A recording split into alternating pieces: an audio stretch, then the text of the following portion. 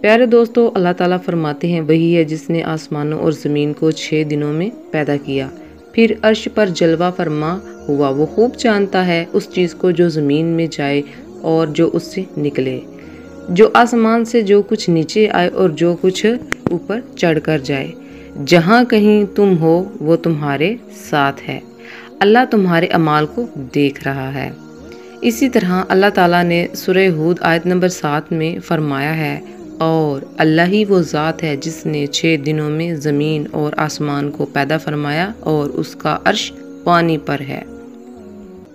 امام احمد بن حنبل رحمۃ اللہ علیہ نے ابو رازین اوکیلی سے بیان کیا ہے، انہوں نے کہا، اے اللہ کے رسول، یا رسول اللہ صلی اللہ علیہ وآلہ وسلم، آسمانوں اور زمین کو پیدا کرنے سے پہلے ہمارا پروردگار کہاں تھا؟ آپ صلی اللہ علیہ وآلہ وسلم نے فرمایا، اما میں تھا، یعنی اللہ کے سوا کچھ بھی نہ تھا، نہ اس کے اوپر ہوا تھی اور نہ اس کے نیچے ہوا تھی، مطلب یہ کہ کچھ بھی نہ تھا۔ پھر اس نے پانی پر اپنا عرش پیدا کیا، گویا کہ یہ تھی مخلوق کی ابتدا۔ امام احمد، امام ترمذی، ابو داؤد اور بہت سے دوسرے محققین اور محدثین رحمۃ اللہ علیہ نے سیدنا عبادہ بن ثابت رضی اللہ تعالیٰ عنہ کی روایت ہے، وہ کہتے ہیں، میں نے رسول اکرم صلی اللہ علیہ وآلہ وسلم کو فرماتے ہوئے سنا، آپ فرما رہے تھے، بلا شبہ اللہ تعالیٰ نے قلم کو پیدا کیا، پھر اللہ نے اسے حکم دیا لکھ، اور چنانچہ وہ لکھنے لگا، اور قیامت تک ہونے والی ہر چیز لکھ دی۔ یہ اللہ تعالیٰ کا علم تھا جس کو قلم نے اس کے حکم کے مطابق لوح محفوظ پر لکھا۔ عبداللہ بن عمر رضی اللہ تعالیٰ عنہ بیان کرتے ہیں، میں نے سنا آپ صلی اللہ علیہ وآلہ وسلم فرما رہے تھے، اللہ تعالیٰ آسمانوں اور زمین کی پیدائش سے 50,000 سال پہلے تمام مخلوقات کی تقدیریں لکھ چکا تھا، اور اس وقت اس کا عرش پانی پر تھا۔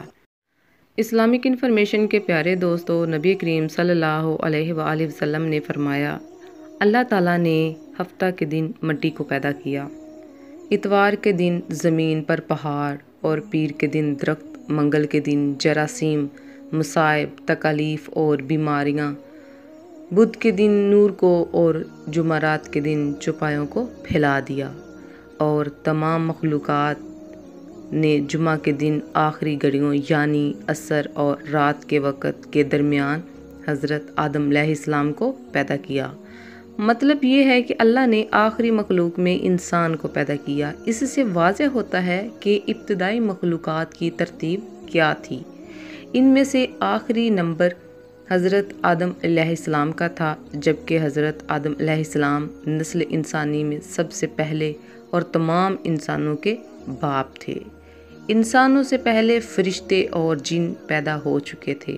صاحب عقل مخلوقات میں سے پہلا نمبر فرشتوں، دوسرا نمبر جنوں اور تیسرا نمبر انسانوں کا ہے۔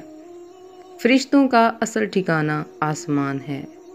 پیارے دوستو، اللہ تعالیٰ سورہ شعراء آیت نمبر 5 میں فرماتے ہیں، قریب ہے کہ آسمان اپنے اوپر سے پھٹ پڑے اور تمام فرشتے اپنے رب کی تمجید بیان کر رہے ہیں، زمین والوں کے لیے استغفار کر رہے ہیں۔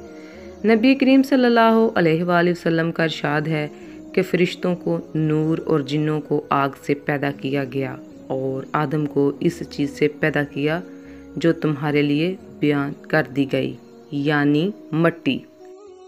پیارے دوستو، کچھ روایات سے پتہ چلتا ہے کہ حضرت آدم علیہ السلام سے 2000 سال پہلے جنات پیدا کیے گئے۔ جب وہ فتنہ و فساد میں حد سے بڑھ گئے تو اللہ تعالیٰ نے ان کی طرف فرشتوں کا ایک لشکر بھیجا، ان میں خوب معرکہ آرائی ہوئی، فرشتوں نے جنوں کو تہس نہس کر دیا، اور جو بچ گئے انہوں نے سمندروں کے جزیروں میں پناہ لے لی، اور آج تک ان کی رہنے کی جگہ ہی جزیرے ہیں، کیونکہ شیطان جنات کا سردار ہے۔ شیطان کا ایک تخت ہے اور وہ پانی پر ہے۔ ابلیس کا اصل نام عزازیل تھا، اور اس کی نافرمانی کے بعد اس کا نام ابلیس رکھ دیا گیا۔ پیارے دوستو، انسانوں سے پہلے زمین پر جنات کی تخلیق تھی اور جنات نے زمین پر خون ریزی، فساد، نافرمانی، کفر و شرک کا غلغلہ پھیلا دیا۔ اللہ تعالیٰ نے دنیا کی حکومت جنات سے لے کر کسی اور مخلوق کو دینا چاہی تاکہ ان کا غرور خاک میں ملے۔ آسمان دنیا کی گہما گہمی کسی بڑی خبر کی نوید سنا رہی تھی۔ اللہ تعالیٰ کی حمد و ثنا بیان کرتے فرشتے تجسس میں تھے، نظریں بیت المعمور پر تھیں اور کان اللہ کی پکار کی منتظر۔ بالآخر انتظار کی گھڑیاں ختم ہوئیں اور رب ذوالجلال کا حکم فضا میں پھیل گیا۔ میں زمین پر اپنا نائب بنانے جا رہا ہوں۔ اللہ تعالیٰ نے اپنا حکم فرشتوں تک پہنچایا۔ میں زمین پر اپنا خلیفہ بنانے جا رہا ہوں جو اختیار اور ارادے کا مالک ہو اور زمین پر جس طرح کا تصرف کرنا چاہے کر سکے گا، اپنی ضروریات کے مطابق کام لے سکے گا، گویا وہ میری قدرت اور اختیار کا مظہر ہوگا۔ فرشتے یہ سن کر حیران ہو گئے اور سوال کیا، اے خدائے بے نیاز، کیا آپ ایسے انسان کو پیدا کرنا چاہتے ہیں جو زمین میں فساد پھیلائے اور خون ریزی سے بھر دے گا؟ اللہ تعالیٰ نے فرمایا، آدم کو پیدا کرنے میں جو حکمتیں ہیں تم ان سے واقف نہیں، بلکہ میں خوب جانتا ہوں۔ اللہ تعالیٰ نے حضرت آدم کو 4 عظیم مرتبے اور شرف عطا کیے۔ پہلا، اپنے ہاتھ سے بنایا۔ دوسرا، اس میں روح پھونکی۔ تیسرا، فرشتوں کو سجدے کرنے کا حکم فرمایا۔